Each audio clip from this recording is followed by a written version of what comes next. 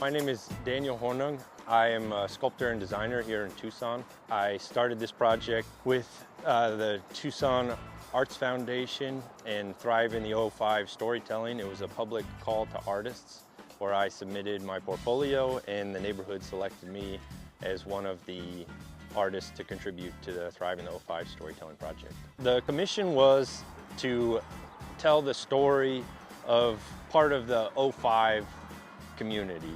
The tack that I presented was to tell the natural history of our community, which is the Sonoran Desert, which informs a great deal of our culture. It was inspired a little bit by the old TV show, The Desert Speaks, with David Yetman.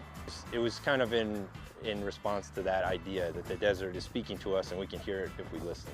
Original concept was storytelling, and the idea was to do two smaller sculptures that kind of work together. And so it made sense to me to have an animal that listened and an animal that spoke. We've got a lot of loud animals in the Southwest, but the coyote seems to be the loudest of them all. Jackrabbit is just a little bit more interesting than like a cottontail. You know, both of them had the distinctive ears and obviously can hear really well, but the jackrabbit kind of has a weird mystical aspect to it. And I just think they're more stylish formally. They're just more attractive as an art piece. The coyote is a stylish critter that everybody points out when they see a coyote. You know, no one just, oh, another coyote. To me, the rabbit's kind of an interesting one just because I've made so many over my career as an artist. It just seems to be a symbol that really resonates with people. The jackrabbit is about 6'2", plus it's got this big slab. It's probably about 200 pounds. It's made of 14 gauge Corten steel and painted with oil-based enamels. Inside it's got like an armature made of 12 gauge that allows me to conform the flat cut surfaces to the shape that I want without getting lost in space. So it should hold up pretty well in the desert. I think that the steel should be here for a few generations, maybe 200 years before anything kind of rusts through. We're on 10th and Drachman.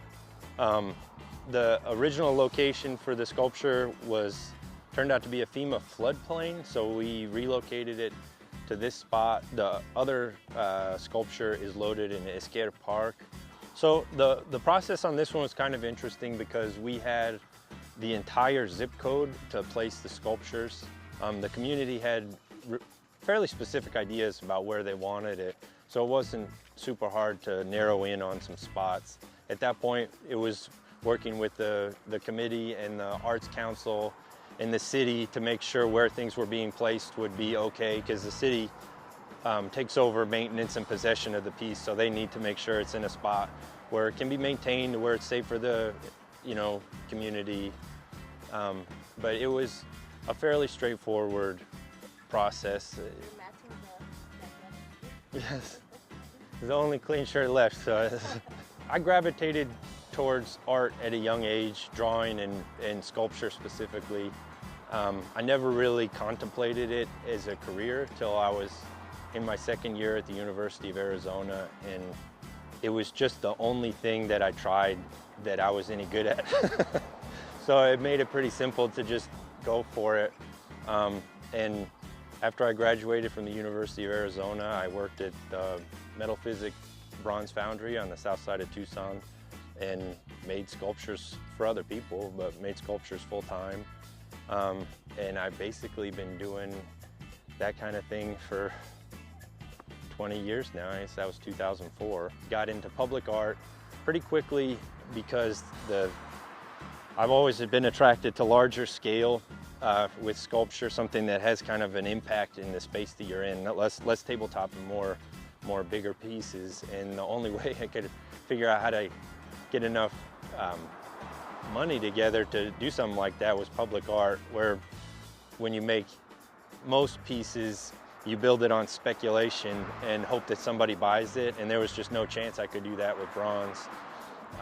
So I needed a commission, and the public art route was the obvious way to go. So this This sculpture had two aspects of community engagement. One was the more standard community panel that convenes for every public art piece, and they inform the design and the concept, etc. This one was also intended to be a community outreach in the form of storytelling for this specific neighborhood and the Thrive in the 05 focus area. I moved into this neighborhood in about 2014, 2015, so I've been here for around 10 years. I think of it as home. It was rewarding to do a sculpture in my own neighborhood. It felt good to, like, creating a sense of place in the place that I reside and that I frequent. It was also nice to meet neighbors across on the other side of Stone that I hadn't met yet. I feel more connected than I did when I started the project. My creative process is, I start in the computer and I do all my sketching on the computer now. I don't even bother with pen and paper. And I'll do a few sketches and get the rough outlines and then kind of refine it from there.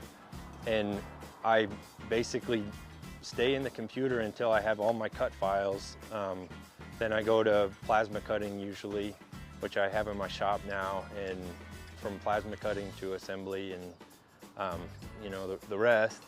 I mean, mostly my design process, I kind of ruminate on things for days or weeks, you know, and usually the design comes to me in the shower or when I'm waking up in the morning. And then it's just a matter of getting it on the computer screen. Usually the designs actually go really quick once I'm comfortable with my approach. It's very difficult for one person to be able to commission a work of art, you know, but as a community, if everybody chips in a little bit, we can afford it. It's kind of an egalitarian, you know, art for everyone, and it has more appeal to me than a very expensive piece going to a very rich person's home where only 3 people get to enjoy it. When as a community we can pool our resources and fill our communities with objects that are inspirational or evocative or imaginative, and it just gives people a moment of pause to say, oh yeah, this is a meaningful experience I'm having. You know, look, somebody made something meaningful and it's in our community.